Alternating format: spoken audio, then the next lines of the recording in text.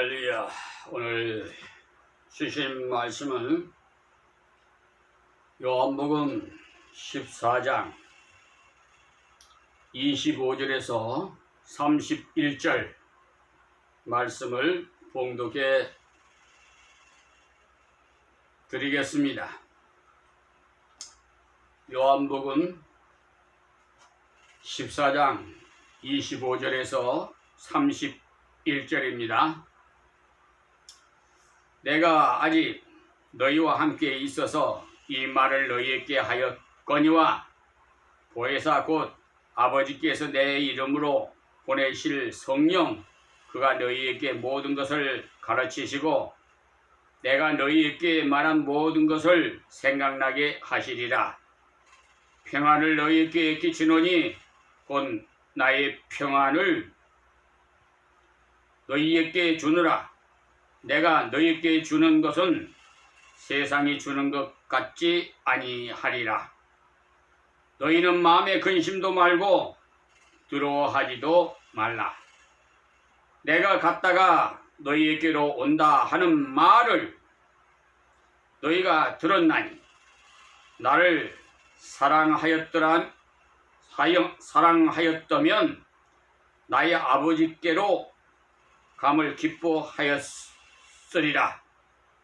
아버지는 나보다 크심이니라. 이제 일이 이루기 전에 너희에게 말한 것은 일이 이를 때에 너희로 믿게 하려 함이라.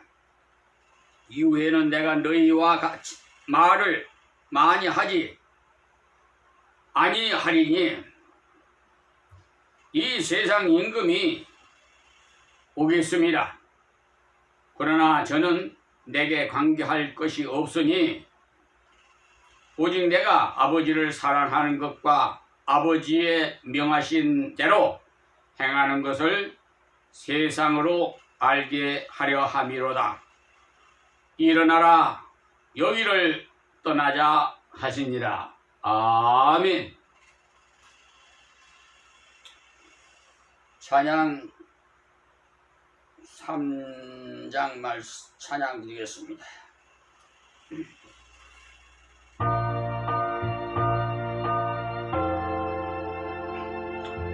이 천지가 만물들아 복 주시는 주 여호와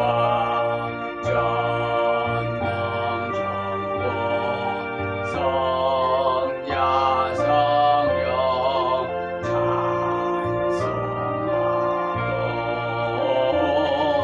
찬송하세.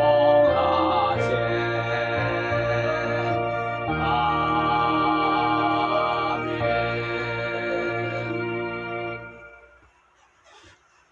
오늘도 거룩하고 복된 성일 2023년 9월 둘째 주 낮 예배를 제2예배 처소인 임마누엘 교회 예배당에서 이 말씀을 유튜브 방송으로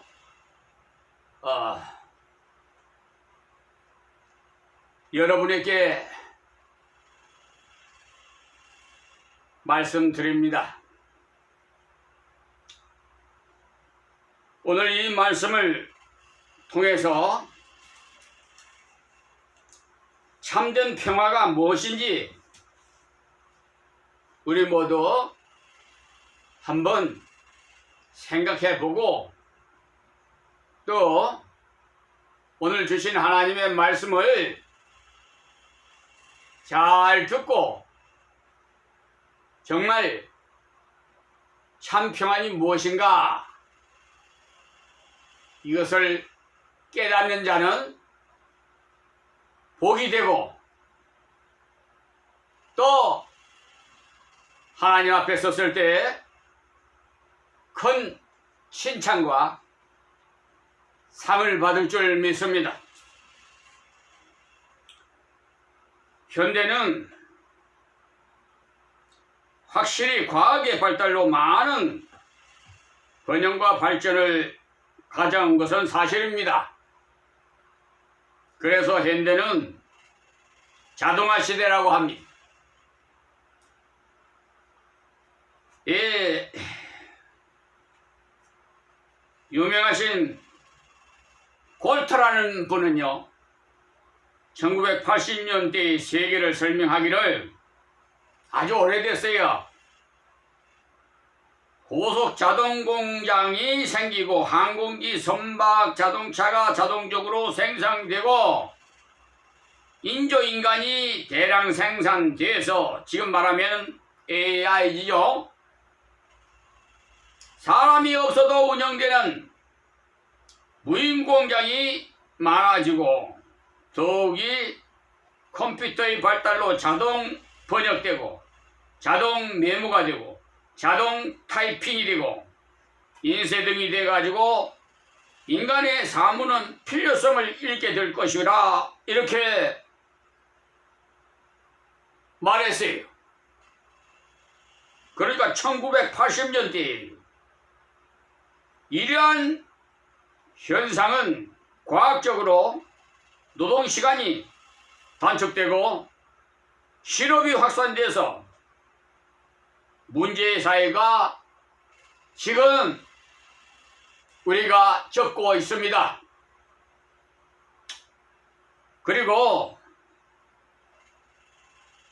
저 유명한 로마르크라는 사회학자는 말하기를 사회기술학이란 책에 21세기에 있는 기술의 결과는 전체 세계 인구가 50억이 넘고 했어요. 근데 사실 지금은 세계 인구가 얼마인 줄 압니까?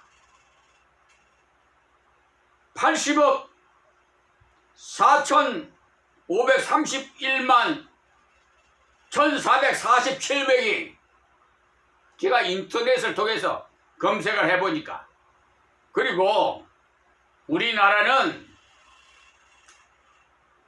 세계 195개국에서 28위를 차지하고 있는데 5,180 그러니까 5,182만 2천 80명인가 이렇게 된다고 나와 있더라고요. 중국이 제일 많은데 14억 4천만 원. 그러니까 뭐 인구는 조금 세월이 갈수록 좀 차원이 조금 차이가 있겠어요. 그러나 이 사회학자가 말하는 것이 어느 정도인가 여러분 좀 짐작하시라고 지금 말씀드리는 겁니다. 그리고 바닷속에서 식물을 얻고 일기예보를 믿을 수 있고 식량 20%가 바닷속에서 얻고 인간 두뇌와 전자기와 직결되면서 컴퓨터가 사람의 말을 번역하고 평균 수명을 50년을 더 연장시킬 약품이 나오고 또 합성 단백질의 그 식품을 만든다고 하였어요. 그 결과 복잡한 계산도 땀 흘려 일할 필요도 없게 되는 세계가 오리라고 했어요. 그러나 인간은 사회 문제를 더 크게 부각시킨다고 합니다. 말하고 있어요. 그것을 양극시대가 온다 이 말입니다. 그럼 여기에서 싹 트는 것은 뭐냐? 바로 배급사상인데 그래서 인간과 기술의 합리 이것이 바로 신앙과 돈이 통일시 된다 이 말씀이에요. 또 이렇게 생활 수준이 높아지면은 여전히 추구하는 것이 있는데요. 그 시간을 메울 오락과 향락, 시간이 많으면 죄를 많이 지어요. 그래서 동창회나 개 모임이나 해가지고 얼마 전에는 저 산속에 들어가서 천막 쳐가지고 중년 부인들과 남성들이 섞여가지고 도박해내는 걸 TV 방송에 나왔잖아요. 그 돈이 다 어디서 나왔는지는 알 수가 없어. 어쨌든 이렇게 성공의 비결을 찾는 성공만이 제일이라는 사상이 일어나게 되니까 그래서 성공의 기회를 찾게 되는데 그 결과 출세의 기회를 노리는 수단과 방법을 가리지 아니하는 문제들이 속출하게 되고 있습니다. 지금 여러분 우리나라 정치를 한번 보세요. 경제를 좀 피부로 느껴보시고요. 사회면을 좀 보시고 여러분 신문과 TV와 갖가지 모든 많은 기관으로 인해서 유튜브 방송을 통해서도 많이 여러분이 들을 수가 있습니다. 그러므로 인간에게는 평안이나 민족이 있는 것이 아니고 이러한 이 목적과 수단 때문에 오히려 불안하고 초조는 더욱 극심해지고 있어요. 그래서 요즘 묻지마 범죄가 계속해서 벌어지고 있잖아요. 사람들이 지금 마약으로 너무나 복잡하니까 마약을 그냥 너나 나나 없이 그냥 먹고는 세상을 반항하는 짓을 지금 하고 있잖아요. 이 질서가 혼란스럽고 지금 마음 놓고 어디 거리에 마음 놓고 다닐 수가 없어요. 낮이나 밤이나 무차별하게 희생양이 될 수가 있어요. 언제 우리가 그런 사회를 살아왔습니까? 지금 이 사회가 되어가는 짓이 하나님의 말씀에 준해서 지금 이루어지고 있다는 사실을 알아셔야 돼요. 그래서 오늘 특별히 참 평화에 대해서 지금 말씀을 드리는 것이에요. 그러므로 참 평화는 우리 구약에 보면 살롬 이렇게 우리 요즘 믿는 분들이 살롬이라고 인사하지요. 이 살롬은 평안, 안녕, 건강이란 뜻으로 사용이 됩니다. 그래서 이스라엘이 인사할 때마다 평안하십니까? 안녕하십니까? 그렇게 쓰이는 단어가 샬롬이에요. 또 헤어질 때도 평안하시기를 바랍니다 하고 인사해요. 이것은 이스라엘 백성들이 갈망하는 것이 무엇인가를 보여주는 것이고요. 그래서 이 살롬은 인사와 함께 안녕과 평안과 건강을 의미하는 뜻이 되겠어요. 신약에 와서는요, 에이레네 정확하게 말씀드립니다. 말이 쓰여졌는데 평화란 뜻으로 번역됐어요. 이것은 구약에서보다 발전됐는데 구약은 자연적인 고통에서 신약에서는 인위적인 고통에서 그러니까 더욱 심각해서 이렇게 고통에서의 평안을 요구하는 것입니다. 그러므로 기온의 변화나 자연의 변화에서 오는 고통보다도 전쟁에서 오는 피해나 괴로움이 더욱 심하게 부각됨으로써 구약의 인사적인 평안보다 의미가 보다 강한 평화로 번역이 되었어요. 그래서 여기 에이레네라는 전쟁과 반대되는 개념이라고 할 수 있으니까 특히 전쟁에서 얻는 승리로 말미암아 형성되는 평화를 가리키는 거예요. 전쟁이 끊임없이 비참을 낳게 하는 이러한 세상에서 평화에 대한 인간의 염원은 가슴에서 사라지지 않습니다. 지금 저 우크라이나 전쟁이 러시아가 침공해가지고 지금 얼마나 장기간 지속되고 있습니까? 앞으로 그 불씨가 확산될 수 누가 장담합니까?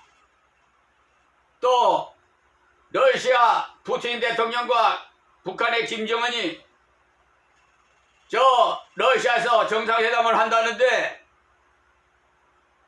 쿠웨이트의 무기 때문에 아마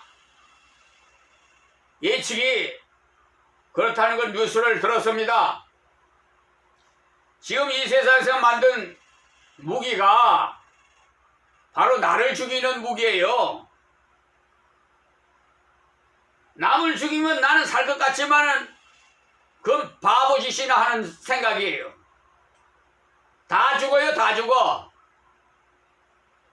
나는 살아남겠다 하는 사람이 먼저 죽을 수 있어요. 그래서 아둔하다 이 말이에요. 진정한 평화는 하나님의 말씀에 의해서, 복음에 의해서 믿음으로 서로 평화가 이루어져야 온전한 평화가 될 수가 있어요. 통일이 될 수가 있다 이 말이야. 제가 수차례에 걸쳐서 우리나라 특별히 분단된 나라로 유일하게 남아있어서 마음이 아픕니다. 왜 이런 줄 아십니까? 5,000년 역사를 가진 이 나라가 왜 이렇게 왔어요? 다 그놈 마귀 사탄 귀신에게 종노를 해가지고 에? 하나님은 살리는 영이고요 마귀 사탄은 죽이는 영이에요. 이걸 몰라요. 그래가지고 제사를 지내고 점수관을 찾아가고 아휴 내가 붕통이 터지는데 성령 하나님께서 탄식 안 하겠어요? 썩어 빠진 그리고 하나님의 이름을 빙자해가지고 돈벌이 하는 저 서울 테헤란로에 있는 로스 법무법인 백행이 그 변호사는 감리교 임시 감독회장까지 역임했던 자가 소송 비용 받아먹고는 다시 신청해가지고 또 펜치에 갔어요. 1심, 2심, 3심 대법관까지 그로 가담 관련된 자들이 약 200여 명이 돼요.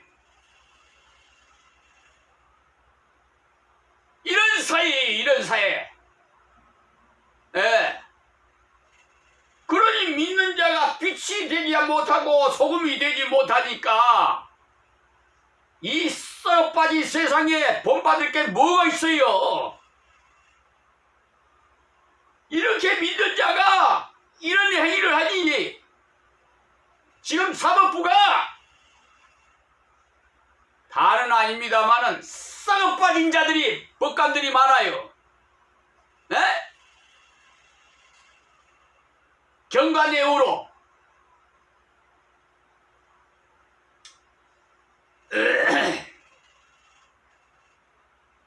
그리고 라디아 왕 크로이소스라는 사람은요, 페르사 왕 키르스에게 말하기를 자유의지로서 평화보다 전쟁을 선택하리라 만큼 분별력 없는 인간은 한 사람도 없다.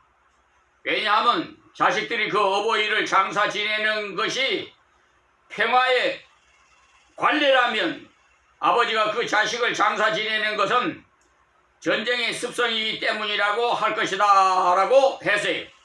즉 인류는 고대부터 얼마나 평화를 갈망하였나를 말해주고 있어요. 누가복음 14장 32절 말씀에 보면 화평한 사이가 되기를 바라며, 또한 신약에서의 화평은 질서의 운영이란 뜻으로도 사용되었으니까 질서가 있는 곳에 생명의 안정과 참된 평화를 유지시킨다는 것입니다. 그리고 또한 세 번째로는 예언자들이 개념을 메시아 왕국의 본질적인 특색으로 나타내어 있는데, 다시 말하면 기독교 사상에 있어서 평화라는 것은 메시아의 구원과 같은 뜻으로 사용된다 이 말씀이에요. 예수로 말미암아 구원을 받는 것이 평안이, 이것이 없으면 궁극적인 평안이 있을 수 없습니다. 그래서 오늘 본문 말씀이 참된 평안은 예수님의 말씀, 내가 평안을 너희에게 끼치노니 나의 주는 평안은 세상에 주는 평안과 같지 아니하니 너희는 근심도 말고 두려워하지도 말라고 했어. 여기에 평안을 끼친다는 말씀은 단순히 안녕하기를 바란다는 의례적인 인사나 축복 정도가 아니고 세상이 주는 평안과 전혀 다른 평안을 너에게 준다는 강한 표현입니다. 그러면 그 평안이 어떤 것인가? 우리가 한번 생각해 보기 전에 세상이 주는 평안을 생각해 보면 좋을 것 같아요. 세상의 평안은요, 비상적인 것이고 일시적인 것, 상대적인 것밖에 될 수가 없을 것입니다. 왜냐하면 돈, 권력, 지위, 명예 등은요, 이 세상 환경에서 오는 것이고 그 환경은 언제나 유동성이 있는 것이니 그것은 상대적일 수밖에 없기 때문에 그래요. 그러나 주님이 주신 평안은 이러한 것들과 전혀 다릅니다. 주님이 주시는 것은요, 중심적인 것이고 항구적인 것이고 절대적인 거예요. 첫째로 영원한 구원을 확보함으로써 오는 마음의 평안, 다시 말씀드려서 중심적인 것입니다. 로마서 8장 1절에서 2절에 그러므로 이제 그리스도 예수 안에서 있는 자에게는 결코 정죄함이 없나니 이는 그리스도 예수 안에 있는 생명의 성령의 법이 죄와 사망의 법에서 너희를 해방하였음이라고 하셨어요. 죄와 사망에서의 해방을 받은 영원한 평안입니다. 이는 지옥에서의 해방이에요. 이 지옥은 어떤 곳이냐? 요한계시록 21장 8절에 보시면요, 죄인이 가는 곳인데, 또 누가복음 16장 31절에는 불신자가 가는 곳이고, 이 지옥은요, 또 마가복음 9장 47절에서 49절에 보면 구더기로도 죽지 않는, 불도 꺼지지 않고 사람을 불러서 소금 치듯이 하는 곳이라고 나와 있어요. 끔찍하지요? 상상만 좀 해봐요. 그리고 요한계시록 21장 8절에 보면 불과 유황으로 타는 곳이라 했어요. 이러한 곳에서 해방되는 사제의 은총의 큰 평안이 이것이 가장 중심적인 것이고 최대의 평안입니다. 이러한 곳에서 해방되는 사제의 은총이 곧 평안이 이것이 가장 중심적인 것이고 최대의 평안. 둘째는 로마서 5장 1절에 보면 그러므로 우리가 믿음으로 의롭다함을 얻었은즉 우리 주 예수 그리스도로 말미암아 하나님으로부터 화평을 누리자라고 하셨어요. 이것은 항구적인 평안이죠. 일시적인 구원이 아니고 하나님과 화목하는 것은 구원받은 성도가 부단히 계속하는 하나님과의 교제를 말하는 거예요. 사람에게 있는 불안한 조그마한 고통은요 어디에서 오느냐 하면은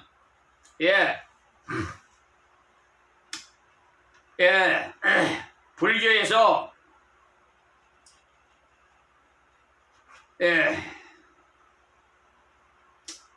인생고가 도에 대한 문명에서 온다고 보았어요. 그러나 사실인즉 인생고는 개인적인 심적 고민과 인간 상호간의 반목과 사회적 혼란이 근원인 것이죠. 그러므로 하나님과의 영화로운 교제는 모든 불안과 고통을 즉 인간고에 해결한 거지. 이것이 예수 그리스도의 십자가의 죽으심으로 하나님과 원수되었던 우리를 화목하게 하신 것입니다.